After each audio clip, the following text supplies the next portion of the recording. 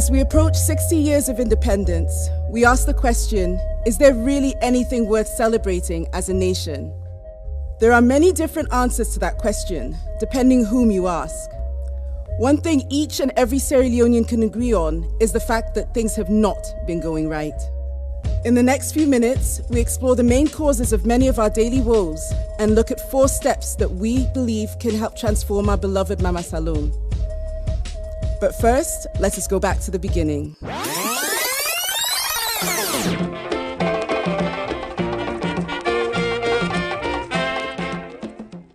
On April 27, 1961, the British flag was pulled down and replaced by the green, white, and blue. Our Sierra Leone was born. Our parents and grandparents celebrated and hoped for the good things to come. A violent flashback of a troubled past. Someone has been arrested here. Someone has been arrested. She's been drugged. She's been drugged. Before has been arrested. Plagued by tragedies, from a civil war, an Ebola epidemic, and a devastating mudslide, it is the average citizen that always suffers the most. Through party politics, citizens are made to believe that they are each other's enemy, when this is not true. This is the noise. From our work and interactions with fellow Sierra Leoneans on a daily basis, we see 4 things that are holding the country and people back. First, we Sierra Leoneans see politicians as kings who rule over us, instead of as people who should serve citizens. Because of this, we see that many public officials have no commitment to the people they are paid to serve. Instead, they are loyal to their parties. In the same way, even when they fail to perform, they can maintain their positions if the party is happy with them. Service is not linked to performance, but to loyalty to political leaders or parties. The tribalism and the illiteracy combined. The tribalism, they make the leadership, even when they do nonsense, people, they still dance for them because it come on at that particular place there. We have to develop the maturity for take criticism. In our culture, even at us, people, if I let you, us, we self begin tell you, say, that way we behave to me so yesterday, and all I can, now in front. In our culture at all. So, now they make they build God out of we leaders them, because we're not used able for constructively say, Pa, you do this fine, oh, but yeah, so I think say you need adjustment. Very powerful. Even now, with things so bad in the country, some people now want to let you criticize genuinely. As you criticize them, you say they criticize this person because he come on at that group. Between 2016 to 2018, political parties then build more political party offices than for build schools and colleges and hospitals in this country. People, they get drugs at hospital on a daily basis. People then not get enough classrooms. People not they get electricity. People not they get good roads. So waiting we all able for. That is one very, very sad thing for Salone. Sometimes I can sit down and tell myself, say, Papa God, you make her not sick in this country. Because if something meets you, you don't even know who side for go, where you go get quality treatment. I want us to each reflect deeply and ask ourselves as individuals and collectively as a nation what we have done to make our country a land worth living in.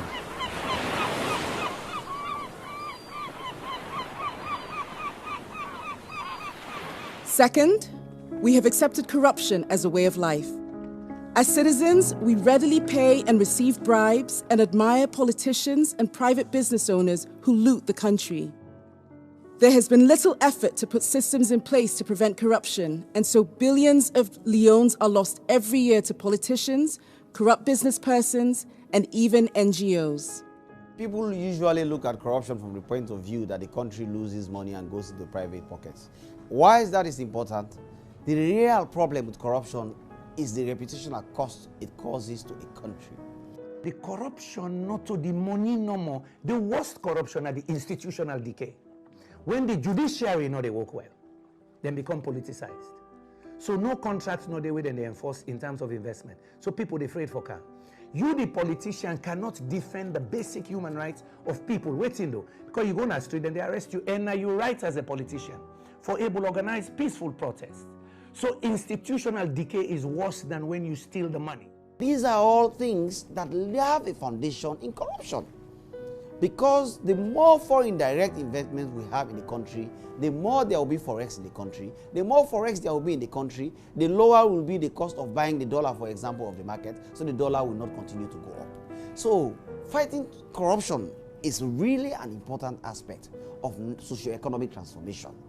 The Nazis, the NRA, these are institutions, and they don't establish them. We duty and we make sure say we create a platform, make them work effective. The PPRC, let them be institutions people will respect. Because that's so you start. Third, it is difficult to hold officials accountable for results because as citizens, we often do not get the right information that will help us ask the right questions. Instead of asking our leaders why our schools have no books or why our hospitals have no medicine, we allow ourselves to be divided by ethnic politics and violence. First of all, it's the high level of illiteracy. We not go school, and due to that, most of us we make certain decisions based on what are people around us, people that give us handouts. We brag them, what's in the tell. We cannot make our own conscious decisions for ourselves. We rely on other people to make our decisions. The unemployed youth are some of the biggest victims of manipulation. They are used by politicians as agents of violence and then ignored after elections. Their lives do not change. Now, from there, just in the office, you see. I will one day, so one day, big man can say, "Ball, kuna look 1 million." But now they no change your back, say, "Check us on our because I don't tell them as kid was. We saw potential resolve by politician can use. The one left, so they want. But we take us at the time not 10 million plus, don't worry. But Bella died not how they sleep at it. Because of God goodness, man no get job, man no get outside for leave. Now man in the sleep now. Political violence persists where there is zero accountability for violence among the political leaders who finance and benefit from it. Because now it's not about what they did wrong to society. It is the fact that I belong to this class. So they get sympathy when they should be getting accountability. So the decisions you make, and it's not just about the presidency. Wherever you sit as a leader, you get for members day, you get for commons day. And if you don't make good laws, good relationship, you don't think outside the box. When you left, some of them wrong decisions the way you make, therefore can haunt you. And at the end of the day, they say now. The information is being kept. Then the whole information, the people who will get the information, they keep the information.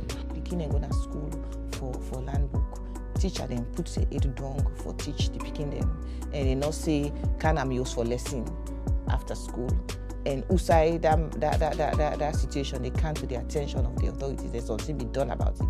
Then we go move on. We can now see that we, the citizens, are the cause of our poverty, and only we can be the solution. Here is the irony. Instead of uniting to see how we can benefit from our God-given minerals, agriculture, and fish, we often believe that the solution to our problems lie with the international community and foreign aid. In 2014, the people of Sierra Leone were hit with a deadly Ebola virus. It gave Sierra Leone a great opportunity to rebuild its health system. But corruption and greed meant that once again, resources meant for many found their way into the pockets of a few. One of the biggest causes of poor healthcare condition is the absence of ambulances. This is more severe for rural communities with poor infrastructure. Hundreds of ambulances were donated to the people of Sierra Leone through government. The same government also bought many more. Sierra Leoneans were to use the ambulances for the operation of a national ambulance service. However, just a little over a year after the Ebola outbreak, another disaster, the mudslide, struck the country. About 1,000 people died on a day when our people needed ambulances. Many ambulances were either hoarded in warehouses, left in car parks, or cannibalized and sold. All this talk about tribalism and regionalism is just a distraction. It is meant to keep our country's wealth in the hands of a few people. When we allow politicians to collude with foreign businesses to evade taxes, we all get to taste poverty. It doesn't matter whether our president is Mende or Timni. We are all in the same boat on the same journey. We either paddle together or sink together. The good news is our democracy is maturing. We have a more technology-driven environment, and there are clear signs the governance is changing. The recently published Biometer is a great example of growth and maturity in the civil society space. For the first time, a sitting government is being rated by the public against their manifesto and election campaign promises. So progress has been made. We are not yet where we want to be, but progress has been made. I clap for 1,002 President Biodondu, and I have to be able to get the ability to be able to say, in a respectable way, I think we need to fix this. As citizens, friends, and well-wishers of Sierra Leone, we are all tasked with playing our part in engaging on the real issues like education, health, governance, and social harmony. When we see hospitals without medicine or our schools without books, we must stand up and speak the truth, regardless of our tribe or political affiliation. Experts suggest 4 actions we can take as Sierra Leoneans to refocus our energy on the things that matter for us. First, leaders need to unify our country and its people. Maturity, again, not by age.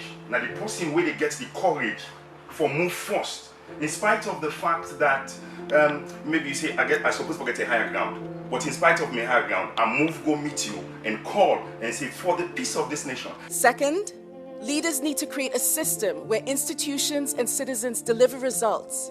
And if they do not, there are consequences. So you have to make things public. We're in public sector. Also, we personal anything. Then people will start asking questions.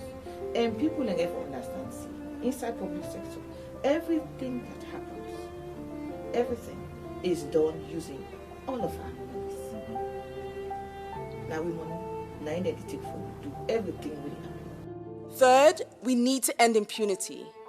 Anyone who has access to or controls state resources and steals from the state must face consequences, irrespective of tribe, region, or party. We can always blame government. We know they watch within we self they do. If corruption they happen, we all see that we set mots. Organizations like the Sierra Leone Bar Association, Sierra Leone Teachers Union, the Big Labour Congress, small organization, youth organization, women's and then girl picking the organization, all man see down all set mots. How we go convince say you self you have not did it?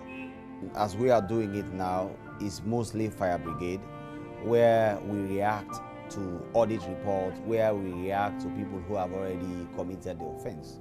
But the real success in the fight against corruption for a country like Sierra Leone has to be built on the foundations of prevention, where you can have preventive systems embedded in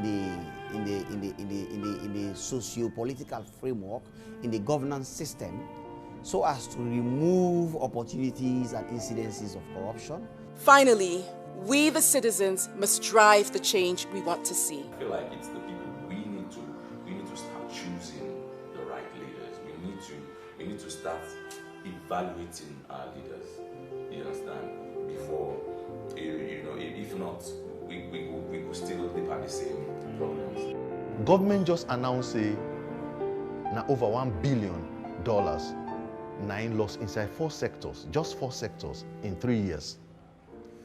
I think say Salone people are all, if one for go beyond the noise, we'll get for make sure say another 3 years, in another 3 years, another $1 billion. So we all get a role for play.